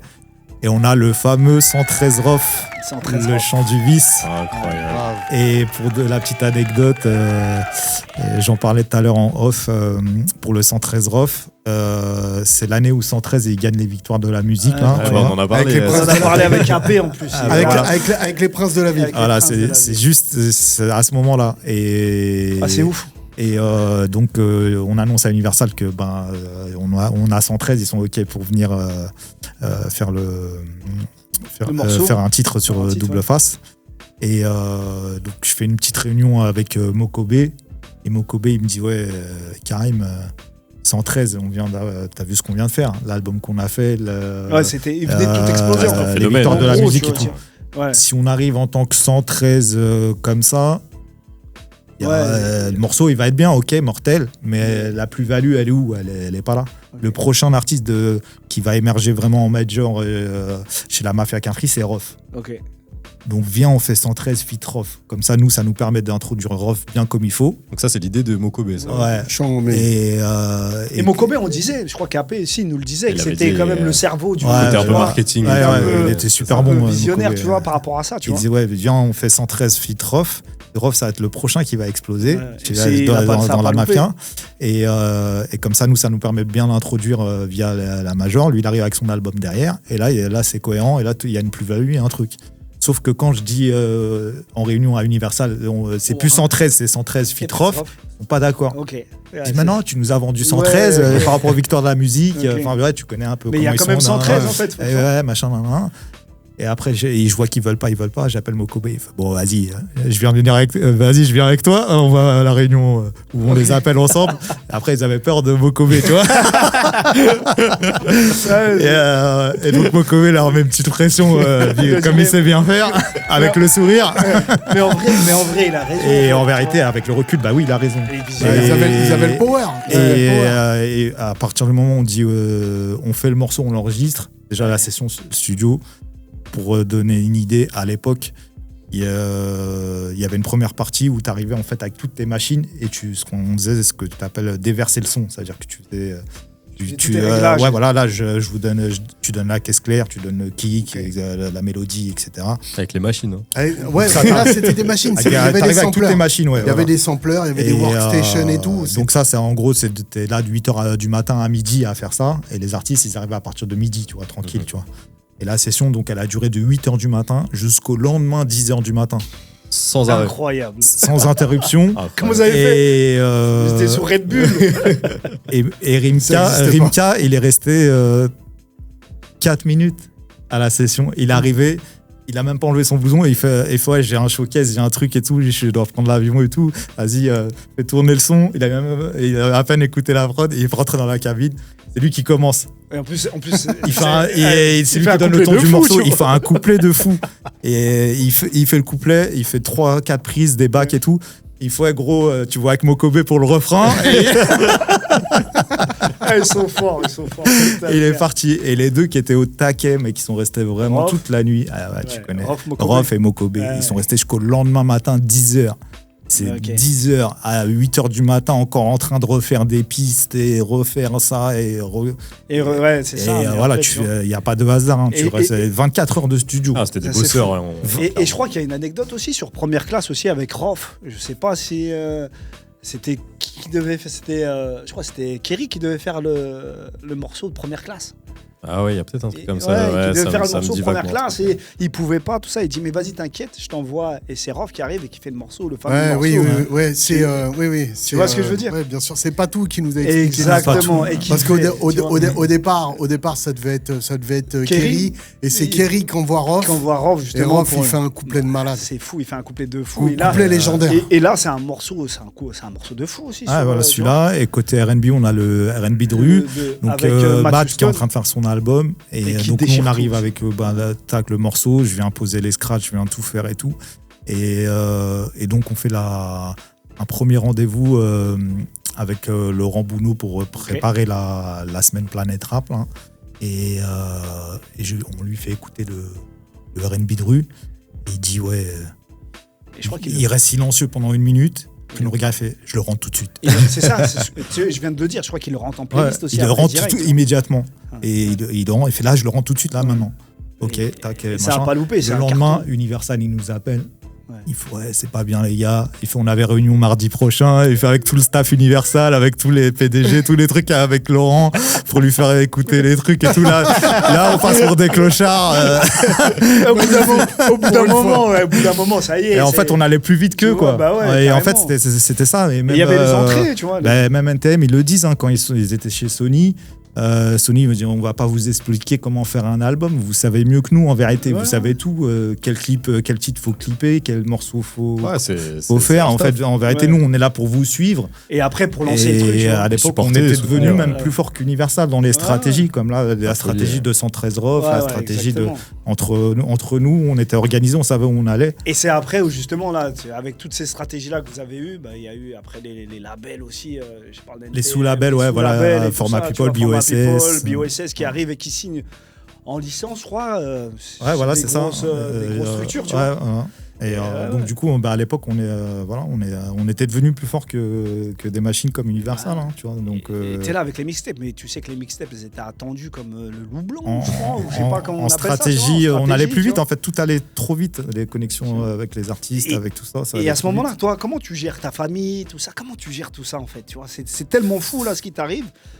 Entre la tournée NTM, les mixtapes, les trucs, comment tu fais toi pour dire... Là, on parle, il prend ses premières platines en 90, ouais, mais là, 89, 90, t'arrives en 98, et là on est en 98, 8 ans après, 8-9 ans après. Et c'est là, tu te prends ça en comment pleine tête, comment tu gères Golfi En fait, tu es pris par le truc et en fait tu te rends même pas compte, je crois. T'as pas de recul en fait. T'as pas de recul et t'as des petits moments de recul, un moment où tu te dis je suis passé à la télé, je prends le métro, tu vois ton affiche en 4x3, ça, t'as des petits trucs comme ça où qui te font réaliser que il y a des trucs de ouf qui se passent, mais en fait t'es tellement pris où il y a par le truc, en fait, il y a des choses que j'ai réalisées des années après, en fait. Je comprends.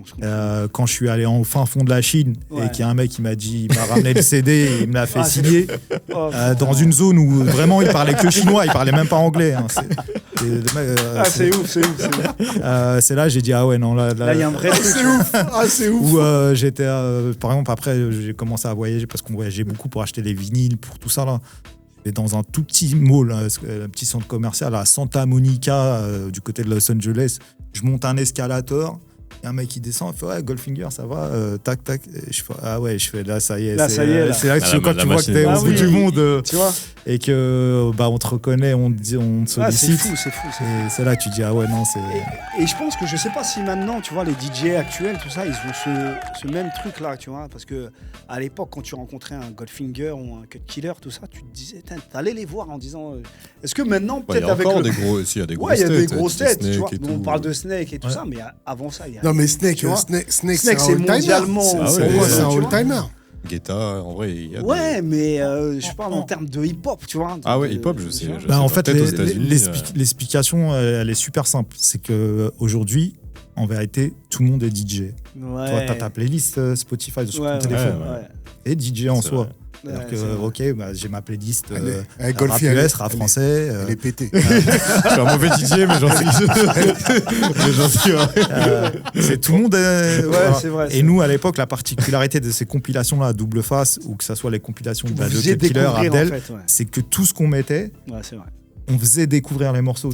C'était nous Spotify, c'était nous YouTube, c'était nous Deezer, c'était nous. Pascal disait. Et ça veut dire que quand dans double face, je mets Next Episode, je mets Still Dre, les gens ne connaissent pas le morceau. L'album, en plus, c'est via Universal. Le but de ces compil-là, c'était de mettre en avance tous les titres artistes des albums Universal qui allaient sortir.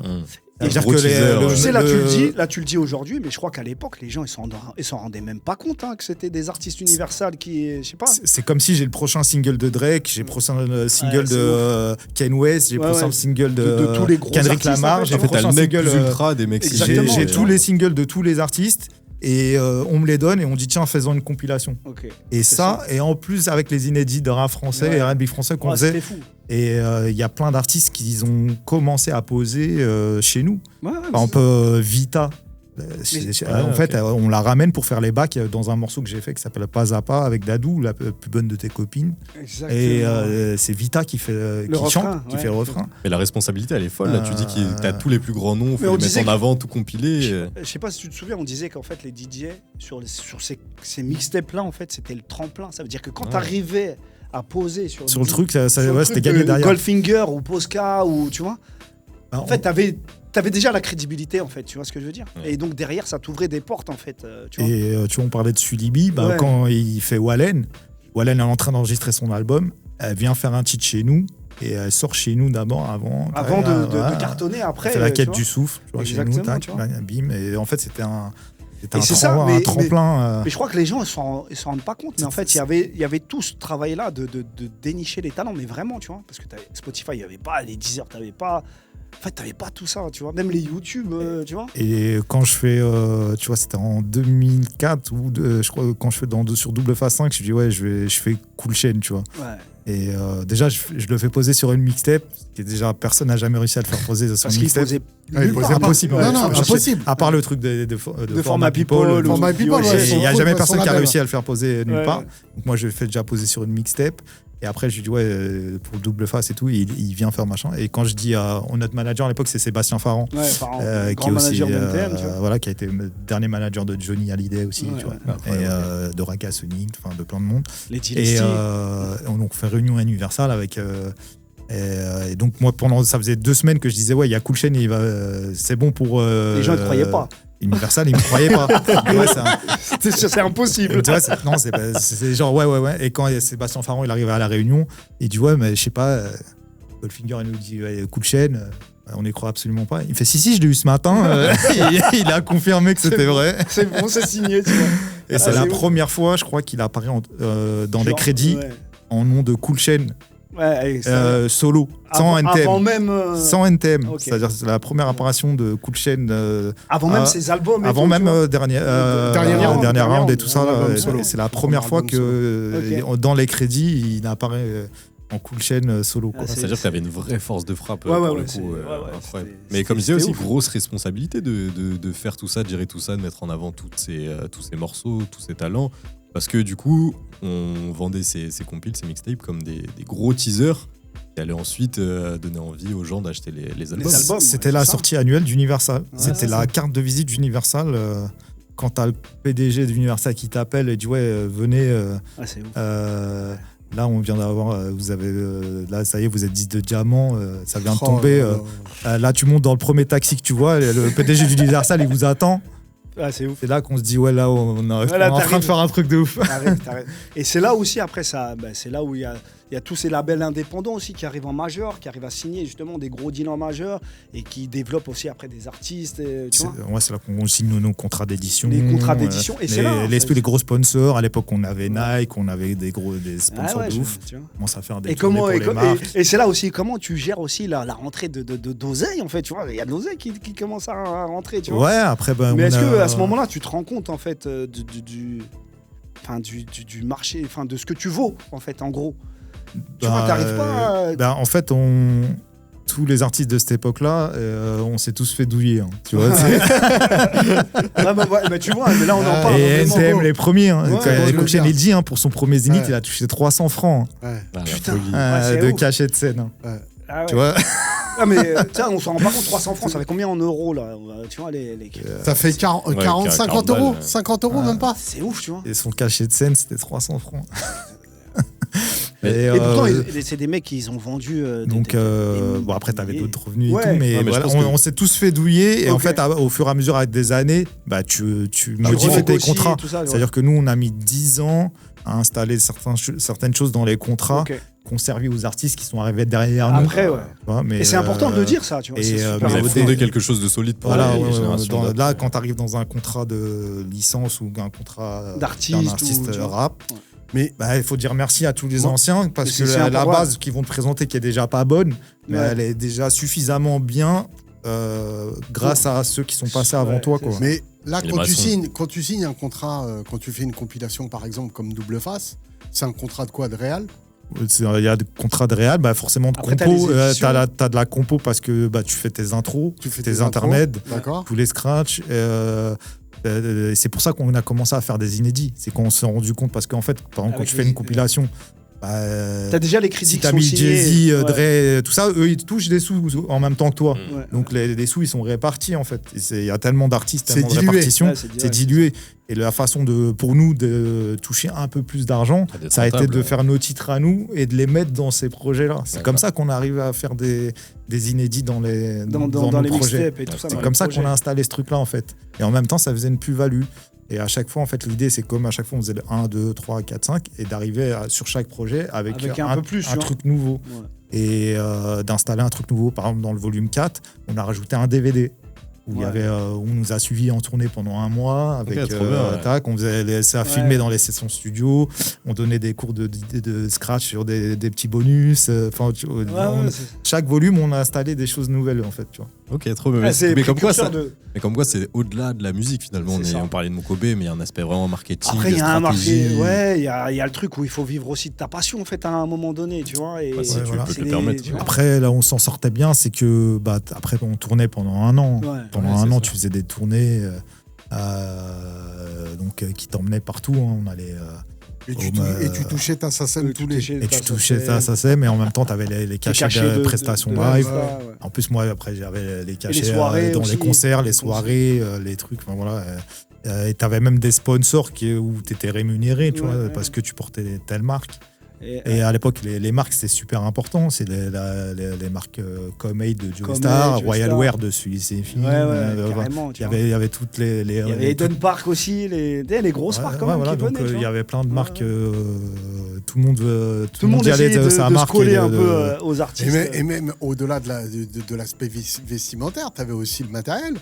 Tu avais Ouais, où Vestax, tu- Daher, Pour Éclair. les DJ, on était tous sponsorisés par des marques, ouais, exactement, Ouais. des marques de table de mixage, tout ça, même pour les studios, tout ça. On arrivait, quand tu arrivais dans les gros magasins de studio, le studio Goldfinger. C'était royal, tu vois. Ils disaient, ouais, ça, tiens, il y a telle marque Pionnier ou autre. C'est bon, ils te technique, sponsor, tout ça, sponsorisés. vas-y. t'avais- Prends ce que t'as- tu veux. T'as un budget. Là, à l'époque, on avait des bonnes connexions sur ces trucs-là et on arrivait à faire des vrais trucs. Il faut savoir qu'à l'époque, il y avait des clips qui coûtaient super cher. Hein. Le premier clip de Bustaflex, je crois qu'il coûtait 1 million de francs. Ouais, putain. Le sketch, Il est accroché à. le il est clip juste- où il est accroché au il est juste panier. accroché à un panier de basket. Job à plein temps. Ouais, voilà, 1 million de Je francs. connaissais par cœur celui-là. Je fais le job à Vas-y, plein temps. Fais-nous un couplet. Bosta, si tu nous écoutes, t'es le bienvenu. hein. Donc, tu vois, à l'époque, tu faisais pas un clip comme ça. Hein, ça Ouais. valait très cher. Hein. Ouais, C'était une passion coûteuse hein, qu'on parlait de bah, côté bien sûr, DJing. complètement. Et enfin, voilà, il y a plein de choses qui sont. Aujourd'hui, tu fais un clip avec un iPhone. Hein, donc, Ouais, c'est vrai.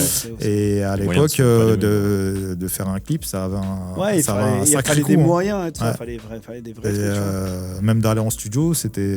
Ça coûtait cher. Moi, et j'ai tout ça. connu le studio à bande là. Ouais. Ça veut dire que tu avais forcément les, Moi aussi, Les grandes machines. grandes Voyez-toi à consoles, bande, ouais, exactement. Grandes consoles. les Nib. SSL à 1 million de francs. C'est la console a coûté. Hein. Et Ah, ça, c'est c'était compliqué. Hein, en fait, même nous, en fait, là, tu vois, maintenant, quand t'es artiste et tu poses en studio, s'il y a une syllabe qui va pas, et tu peux la modifier Ouais. très facilement. Et même si tu as chanté faux, il y a un logiciel Ouais, il y a de la- Mélodyne. c'est magique. Mélodyne Voilà, qui notamment, t'aide. qui va se mettre en. qui tu va enlever la mauvaise note et tu vas rectifier. Mais à l'époque, C'est ta voix, c'est ta voix. T'es le truc, mort. il peut même pas partir bien dans les temps. C'est-à-dire que tu es obligé de remonter 8 mesures avant, Ok. les bandes Il fallait tournent, dropper. et après tu et voilà, t'avais Ouais. pas en fait, c'était comme si presque tu enregistrais en live, tu vois. C'était t'avais pas le presque droit à l'erreur, ça, quoi. tu vois. C'est-à-dire que si tu performais pas et il y avait pas toutes les échos, tous les Ouais. trucs à l'époque, c'est- c'était vraiment même nous pour les scratchs, par exemple, t'arrivais, t'avais préparé un truc où il te fallait 4-5 pistes et t'arrivais, le gars il te disait ouais, la session elle est full et il me reste que 2 pistes. Ouais, Ça veut dire t'étais que obligé de- t'étais obligé de faire. C'était une performance technique de ouf pour arriver à poser dans le. Ce que maintenant, tu peux poser. Maintenant, si je dois faire des scratchs, je les fais même chez moi. Ouais, Et tu j'envoie peux, les t'as pistes tout, aux t'envoies gars, tout, après, tranquille. le mec il À mixe et l'époque, tout. il fallait tu vois. vraiment aller Ouais. au studio, ramener les platines, ramener Et on parlait d'évolution technique, justement. Ben là, t'es en plein dedans. Là. Maintenant, c'est comme ça. tu dis, tu peux le faire ça chez toi et tout ça. On tu a vois. déjà dit le terme, c'est vraiment vous étiez les maçons d'un truc qui persiste encore aujourd'hui, que ce soit sur le côté musical, Ouais, marketing, c'était fou. C'était une époque vraiment, c'était une époque de. Enfin, tu vois. des débrouillards. De Et débrouillards, double face, ça dure combien de temps? Alors, L'aventure double face. alors moi, je fais 5 volumes. Ouais. Après, j'arrête parce qu'on se sépare avec Cost. Mais lui continue. Je crois qu'il a rajouté 2-3 volumes, mais qui ont moins bien marché, qui ont eu un petit succès d'estime. Mais voilà, je sentais que c'était une page. Voilà, ça y est, sur les 5 volumes, je sentais qu'on est arrivé au bout d'un cycle. Et j'avais besoin aussi de faire autre chose en solo. Donc après, j'ai pris un chemin un peu solo à partir de là. Et Alors, voilà. t'as l'aventure Workaholics avec DJ Lord Chami. Ça, c'est dans le cadre du collectif. Voilà, on avait plus ou moins des affinités les uns avec les autres. Bien Et sûr. Chami, c'est vraiment le gars avec qui je m'entendais le mieux en termes de technique d'entraînement. Et c'est le gars avec qui on a commencé en même temps la prod. Et on a créé, on a fait notre studio en commun d'abord. En fait, lui, comment il se met dans la prod, c'est un truc tout simple. Il y a un championnat il y a une artiste féminine rap US qui s'appelle MC Light. C'est une des 3-4 pionnières du grande hip-hop rap US. Queen Latifah, Yo-Yo. Voilà, exactement. Et MC Light. elle est à Londres.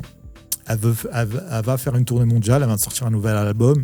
Elle n'a pas de DJ. Donc, il y a une compète de DJ pour savoir qui va faire la tournée mondiale de MC Light. Incroyable. Ils étaient déjà dans le Starac DJ. Voilà. Et il va là-bas. Et on se prépare et tout. Tac, on s'entraîne. Il y va. Et il arrive en finale, tu vois. Et en finale, le manager de Light, il arrive. Il ramène un vinyle en double de MC Light. Et il dit, ouais, vous avez 15 minutes chacun pour préparer un truc et c'est le meilleur des deux qui prend le trophée. Qui va gagner. Et donc lui, il fait son show, l'autre, il fait son show. Et c'est Chami qui gagne. C'est un DJ extraordinaire. Ce gars-là, il a l'oreille absolue. Ouais, okay. C'est-à-dire que s'il y a une fausse note il sait. Que personne va détecter, lui, il va l'entendre. Tu vois, pour moi, c'est le meilleur gars avec qui j'ai travaillé en termes d'oreille musicale et de technique. Et donc, il gagne ce truc-là. Et donc, Mortel, ok, tu vas faire la tournée mondiale. Et il lui ramène une MPC. Okay. Il n'a jamais eu d'MPC de sa vie. Il lui ramène une MPC. Il dit, ouais. C'est une vraie machine, ça. Non, mais c'est un vrai truc, en fait. Okay. Tu vois, pour et il lui dit, ouais, les instrus, il faudra les balancer sur ça avec les séquences et tout, tac, tac, tac. Et en anglais, en plus, machin. Et il fait, ouais, ça va, tu maîtrises la MPC? Ouais, bah oui, j'en ai une chez moi. Il n'en avait pas. Il avait rien. Tout dans le bleu. Il revient, il me dit même pas qu'il a gagné. Et une fois, là, je suis en galère. Il fait, j'ai une semaine pour apprendre une MPC, j'en ai même pas. Après, dans le collectif, il y avait DJ James. Okay. Lui, il avait une MPC. Et donc, James, il connecte. Il dit, ouais, voilà, là, il lui donne 2-3 cours. En une semaine, il apprend tout. Ah, c'est ouf. Et il se retrouve sur scène, des scènes mondiales. Et c'est-à-dire qu'il est monté sur scène avec une MPC en n'ayant pas d'MPC chez lui. C'est-à-dire qu'il avait été que chez James checker les trucs. Et on applaudit. Incroyable. Il se retrouve dans des stades, dans des trucs de ouf. Et il y a cette comment on appelle ça, cette entraide de DJ, en fait, parce que quand tu vois... c'était ça, on se donnait ce qu'on disait au début. C'est-à-dire que toi, tu me donnes un tuyau, ok, la MPC, je sais m'en servir. Ok, moi j'ai un multipiste, t'en as pas, vas-y, viens, je te le prête. Et c'est pour ça, en fait, il y a ces connexions, en fait, qui se font aussi en tant que DJ, tu vois. Je parle de l'époque, tu vois. Tu montais avec 2 DJ, tu vois. Tu faisais rien tout seul, ouais. Tu faisais, en fait, à faire des connexions. On s'apprenait les manips, même de la MPC. Ah ouais, en fait, c'est comme ça. Ou sur l'ASP, parce que tu peux sampler que 2 secondes, tac. Joey à l'ASP tout l'an. Tu peux pas avoir la règle pour les anciens. C'était 10 secondes. Voilà, donc tu as un temps limité. Donc il y avait des astuces. T'enregistrais le truc en 45 tours. Et après, tu redéclinais le truc pour avoir les trucs. C'est fou. Et ça, tu te les donnais de DJ en DJ, quoi, tu vois. De séance studio en séance studio, tu te donnais les tuyaux, tu te donnais des trucs, des astuces. Et ça marchait comme ça. Et puis, c'est ça qui est bien dans le hip-hop. Hein. Donc, Lord Chami, t'es invité à l'émission focus. Maintenant, faut que c'est tu nous ouf, c'est racontes ouf. la Ouais, il tournée a- avec. C'est ouf. Avec. Il a des Avec sacrées MC Light. anecdotes. Ouais, lui, il a fait. C'était DJ d'un groupe de rap qui s'appelait Sléo. Les Sléo. Ouais, Sléo. Ah oui, bah oui. J'ai lance les dés, c'est voilà, ça, je crois qu'il avait fait Sté. C'était aussi, à l'époque, aussi une artiste. Il avait fait pas mal de groupes. Il a été beaucoup de DJ d'artistes. Et justement, dans les. Comment un DJ intervient dans les groupes et tout. Ouais, il avait une grosse expérience et il m'avait donné beaucoup de. Lady Lesty aussi, c'était Ouais. le premier DJ Ok. de Lady Lesty. Et, Et donc. Et il y a DJ, il y a Ouais, des mais casquettes complètement. aussi producteur. Mais aussi. complètement, mais donc producteur, donc vous montez le studio donc, Workaholics. ouais, voilà, par rapport, on monte le studio ensemble et voilà, on achète les machines et on apprend à faire des rudiments. instrus. Bien sûr, hein. Et c'est là où tu te lances aussi. Et voilà, et en fait, on a une équipe super complémentaire. C'est-à-dire que, bon, avec James qui maîtrisait déjà la MPC, qui nous apprend des petits trucs de base. Après, on se met dedans. T'as Dose, qui était un musicien qui savait jouer de la guitare, Ok. un peu du piano. Ouais. On apprend les accords et les tout ça. fameux petits accords de base. On se donne des tuyaux. Tu donnes des tuyaux, en fait. Et donc on avance, et après on trouve une couleur une couleur à nous, avec une patte à nous, à moi et Chami, et puis on commence à placer des sons un peu dans les autres albums. On a été dans des albums de Jam, de plein de gens, de Rimka, Et faut le Tunisiano, dire, de Tunisiano, Sniper, ouais, c'est ça, enfin Sniper. de plein de gens. Et donc c'est là le kiff, c'était quand on a commencé à placer des sons dans d'autres albums. C'est là où tu te dis, quand même. Les gens, ils t'appellent, ils veulent t'as un son. Et pour des DJ, c'est bien, tu vois, Bah, parce bien que il n'y a pas beaucoup de DJ qui ont réussi à faire la transition entre DJ et beatmaker. Et il y en a beaucoup qui étaient DJ et qui après ont arrêté d'être DJ parce que beatmaker, ça prenait trop de temps. Le temps de... tu vois, je pense à un mec comme Desh. Desh était DJ de base. Hein, et, voilà. Et après, au bout d'un moment, il s'est mis que dans le son. Okay. Voilà, mais il y en avait plein. Il y en a plein. Jimmy J, tu vois, pour Solar. Pour Solar aussi, qui a été tout, à fond. hein, Après, c'était son DJ, c'était son beatmaker. Après, petit à petit, le côté beatmaker, il a pris le dessus. Et c'est pas évident de concilier les deux, tu vois. Et moi, j'ai réussi à le faire parce que j'étais bien entouré d'une équipe avec Chami qui était vraiment plus au studio que moi, avec Dose qui était lui musicien. Il était en fait il touchait à tout, donc voilà, donc s'il fallait jouer vraiment une mélodie de ouf, je savais que j'allais appeler Dose. Si vraiment fallait faire un truc super technique au niveau des câblages MIDI machin, je savais que l'autre il avait fait un stage de MIDI, il allait nous sauver sur telle situation. Voilà, avec enfin tu fais rien tout seul, hein, après tu constitues ton équipe et un peu comme Dr. Dre, c'est pareil. Ouais, carrément. Tout seul, il a fait des choses, mais c'est surtout son équipe qui a fait la magie que ça a fait. Parce que tout seul, tu fais Scott rien. Storch. Exactement, t'as un mec comme Scott Storch, quand tu l'as dans ton équipe, t'as un caméléon. Voilà, t'as un mec qui te fait des trucs de ouf. Après, le truc, c'est ça, c'est Cool Chain qui le dit, tu vois. Il fait des fois, il y a même un gars qui ne peut ne pas savoir toucher au clavier ou à aucune machine, mais qui va te donner très la fort direction. Et Shen, c'est un mec comme ça, tu vois. La caisse claire là, elle va pas. Elle change. La basse, c'est pas la bonne. Mais il a été réal aussi pour pas mal d'albums et tout. Donc sur ça, il était super bon, tu vois, en termes de réal. Quand il y en a, ils se mettent réal, mais c'est pas vraiment des réals, tu vois. Et les anecdotes, tu les connais. Ils sont 40 en studio, mais il y en a aucun qui va dire, ah ouais, dans ton couplet, t'as fait une erreur d'orthographe. Lui, il va être là, il va dire, c'est pas français. Ou tout le monde va dire, ouais, mortel. Mais alors parce que le rappeur, c'est un mec un peu de la street et tout le monde a peur de lui dire que il va lui dire, mais c'est pas français, le morceau, là, ton truc, il est pas super bien. Et il serait bien que tu reposes ou que tu changes l'instru parce que ça va pas. Il y a personne qui ose dire ça en studio. Combien de fois je me suis posé la question quand il y a une faute de syntaxe et tout, pourquoi personne ne leur dit parce que je chie dedans ou t'as capté. Ça, à l'époque, peut-être parce qu'il y a personne, ou peut-être il y a personne qui a compris le je sais pas en fait. Ah, j'ai Là, vu. Ouais, mais ouais, pour ça, avant de sortir, il écoutait, réécoutait. Ouais, c'est vrai. Quand on a fait les trucs comme Les Yeux dans la banlieue, machin, tac, je vais pas dire carrément, de ouais, nom, mais un nom pas spécialement connu. Le gars, il va dans la cabine, il fait une prise et il s'en va. Après, je fais, ouais, c'est juste la première prise, on a à peine réglé le micro, vas-y, refais le truc et tout. Ok, il refait la deuxième prise, il va pour partir, pour sortir de la cabine. Après, je fais attends, c'est pas fini. Ouais, gros, qu'est-ce qu'il y a la prise, elle est pas bonne. Elle est pas bonne, moto. Elle est terrible, hein. Mais vas-y, elle est tellement bien qu'on va la doubler juste, tu vois. Ah ouais, c'est vrai, tu vois. Tu vois, c'est ça. C'est, Ouais, des fois, à l'époque, je te jure que Des fois, c'est être en compliqué. studio, d'être réel, là, les ingé son, Ouais, c'est vrai. ils se faisaient tout petits, ils étaient en dessous de la table. Hein.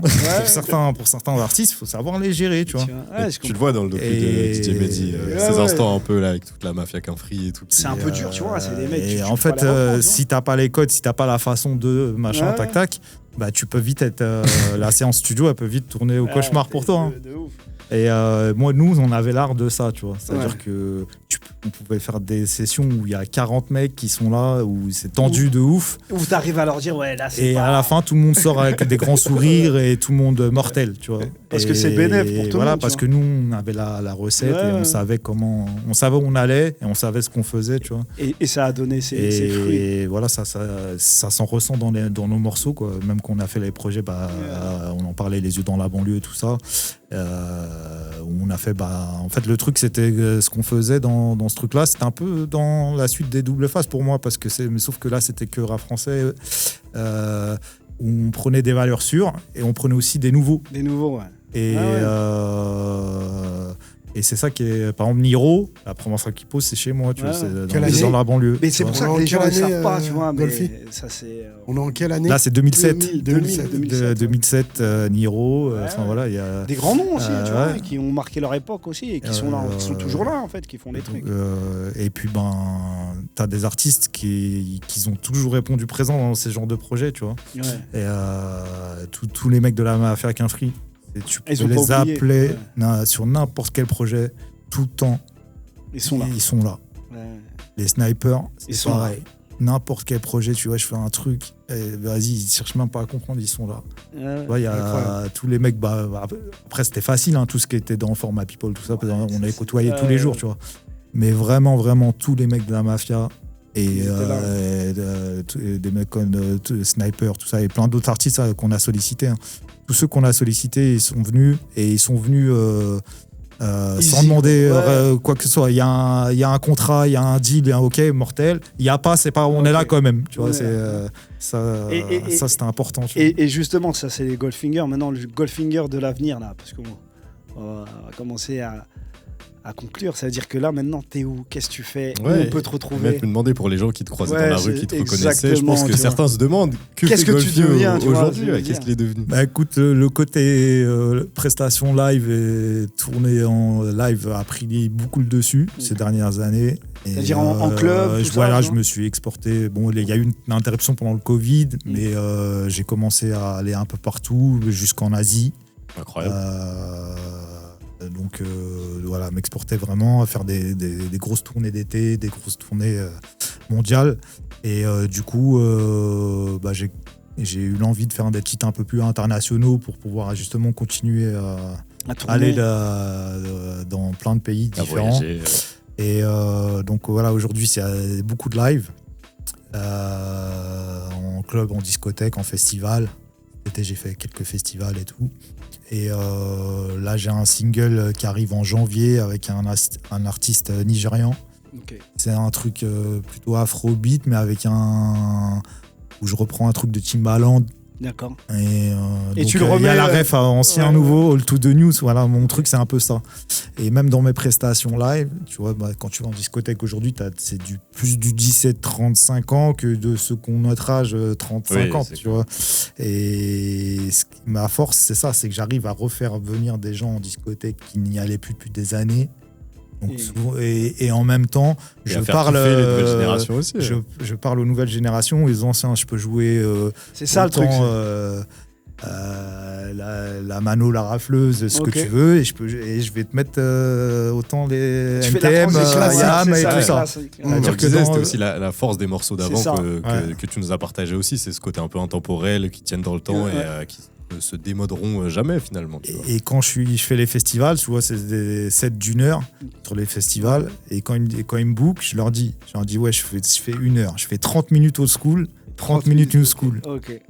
Et tu vois, c'est ta force aussi, c'est chambé, et je commence toujours par le old school, tu vois, parce que c'est mon public de base, donc je leur donne à fond pendant 30 minutes, et quand je passe au nouveau, c'est là, ils viennent me voir et ils me font ah ouais, ton show il est incroyable, parce qu'en fait nous dans le public du festival là, on a des petits de 10 ans, on a des 60 ans aussi.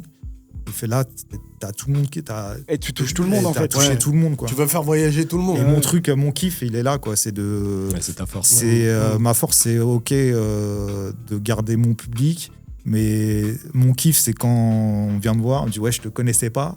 Et là, franchement, ton set, il est incroyable. Je vais commencer à te suivre. Ça, c'est mon kiff, de tout le temps repartir à zéro sur chaque presta, quoi. Le DJ au doigt d'or. Qu'est-ce qu'on peut te souhaiter pour la suite? Est-ce que tu as des projets à venir, des endroits où on pourrait te retrouver? C'est quoi le futur pour toi? Je vous invite à me suivre sur tous les réseaux. De toute façon, c'est super simple. C'est DJ Goldfinger avec un S à la fin. Faut pas oublier le S. Et vous allez de YouTube à Spotify, à tous les réseaux habituels. J'annonce en général tout sur mes réseaux, tout ce qui est les prestations, les concerts et tout. Il y a le single qui sort, s'appelle Take a Shot avec Space King, qui sort au mois de janvier, et puis peut-être une émission dans une radio qui devrait arriver. On attend. En tout cas, t'es le bienvenu. On attend ça, et voilà, plein de choses. Top. Et puis ah ouais, grave, de ouf. Et puis voilà, là, plus que jamais, l'envie de faire plein de choses. Trop bien, tu nous as vraiment fait kiffer. Merci Je vois que beaucoup. vous avez des étoiles dans les yeux, Oui, Jam et Sidi, ils ont replongé dans leurs belles années. En tout cas, merci. Merci à vous, et c'était un plaisir de partager l'émission encore avec vous. très longtemps. Je suis aggravé dessus. On arrête un moment, on fera un épisode 2 avec grand plaisir. Ouais, avec grand plaisir, sur la sortie des albums, qui sait, tu vois, des singles et tout ça. Allez, donc c'est parti. On prend rendez-vous pour la suite. Et Goldfinger sur Focus. Merci beaucoup. Merci Sidi, Jamal et Farah de nous avoir accompagnés pour cette soirée. Merci. N'oubliez pas, surtout sur toutes les plateformes, on nous retrouve, mais aussi sur YouTube, la version filmée. Malheureusement, on ne peut pas mettre de musique, mais si vous voulez les musiques, allez sur les plateformes d'écoute. Merci encore d'avoir participé à l'émission. On te souhaite plein de bonheur pour la suite. Est-ce que tu as un petit mot de fin à partager? En fait, on en parlait. Il y en a qui disent c'est quoi les conseils que tu peux donner sur les nouvelles générations par machin. C'est nous qu'on a commencé, personne pensait pouvoir gagner de l'argent avec ça. Donc ce que je dirais, c'est restez passionné. Ne faites pas un truc pour gagner de l'argent ou pour être comme un tel. Faites ce que vous aimez, et restez passionné par la musique, et tout ira bien. Prenez note. On se quitte sur ces belles paroles. Merci beaucoup encore 1001 fois. Merci à tous, et on se retrouve la semaine prochaine.